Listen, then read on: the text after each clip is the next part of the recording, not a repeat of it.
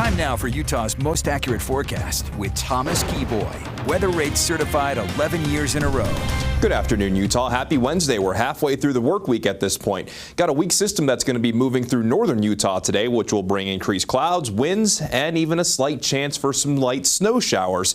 The best chance will be up in the high terrain. However, in some of our valleys, we can rule out at least some light snow, and we are currently seeing some light snow at Utah State University in Logan. So we're not expecting too much in our valleys, but it could be just enough snow to create some slick conditions out there. So be careful if you're going to be traversing in the northern half of the state, especially if you're going to be heading up into our mountains. So there's a cold front currently working its way through the Beehive State. This will continue to work its way from north to south, but the bulk of any wet weather will be in the northern half of the state. Again, not going to be anything too significant, but we could see possibly up to 2 inches for most of our northern Utah mountains and maybe a skiff of snow down towards our valley floors, generally less than an inch, but there could be some mountains like the western Uintas and also around Beaver Mountain where we could pick up closer to 3 or 4 inches. So not expecting a lot, but of course we'll take any snow that we can get. And along the Wasatch Front, that chance for snow not going to be too high, but can't be completely discounted. So right now we're running at about a 10% chance, but as we go through the afternoon into the early stretches of the evening, about a 1 in 5, 20% chance before that chance starts to go down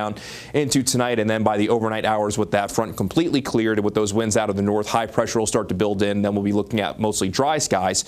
However, the northerly wind that we're going to have tonight will bring in some pretty cold temperatures, so it's going to be a little bit cold for that Thursday morning. But speaking of those winds, we even have a couple of wind advisories for the western Uinta Basin and for Castle Country. This will begin at 2 o'clock this afternoon and will continue through 4 o'clock in the morning on Thursday. But even for areas outside of the wind advisories, we could see some gusts between 30 and 50 miles per hour in northern Utah. Then those winds will gradually work their way down south, even though the moisture necessarily won't work its way down south. So this is the futurecast winds at 5 o'clock showing those strongest winds, mainly in the northern and eastern portion of the state. But you'll notice by late tonight and the first thing tomorrow morning, some of those strongest winds can be found in southern Utah, and even could see some gap winds in lower Washington County before those winds will gradually die down throughout the day tomorrow with that high pressure settling in.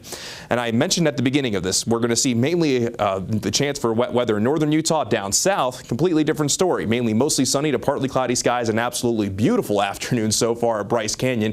We are looking at chilly temperatures, but down south temperatures will run just a little bit warmer compared to what we saw yesterday. While right now we're sitting at 41 in Salt Lake, 32 in Logan, and we're sitting at 12 degrees in Vernal. Unfortunately, that inversion has just stuck around. Hopefully these strong winds that we get will help kind of move that inversion away. But still going to see unhealthy for sensitive groups air quality in the Uinta Basin, while most of the rest of our northern Utah valleys will either see good or moderate air quality. See a daytime high of 41 in Salt Lake City, 39 degrees in Provo, 43 in Cedar City, 57 in St. George. But as we go throughout the rest of this week, we'll be looking at mainly dry conditions after seeing that slight chance tonight. So you'll see that high pressure building in. A northerly flow will mean cooler temperatures for our Thursday. Then we'll see a subtle warm up going into our Friday. And then we talked about it yesterday that a system could move in this weekend. At this point, it looks like it's going to miss us. And then if we're looking a little bit further down the road, by maybe Tuesday and Wednesday of next week, that looks like our next best chance for widespread wet weather across the state. As for St. George, we'll see some breezy conditions early tomorrow morning, but over the next several days, daytime highs mainly in the mid to upper 50s. Overnight lows, low to mid 30s, and along the Wasatch Front, a slight chance for snow showers as we go throughout the rest of today through this evening. Then we'll get dry conditions Thursday, Friday through this weekend, then bringing back that chance for snow showers next Tuesday.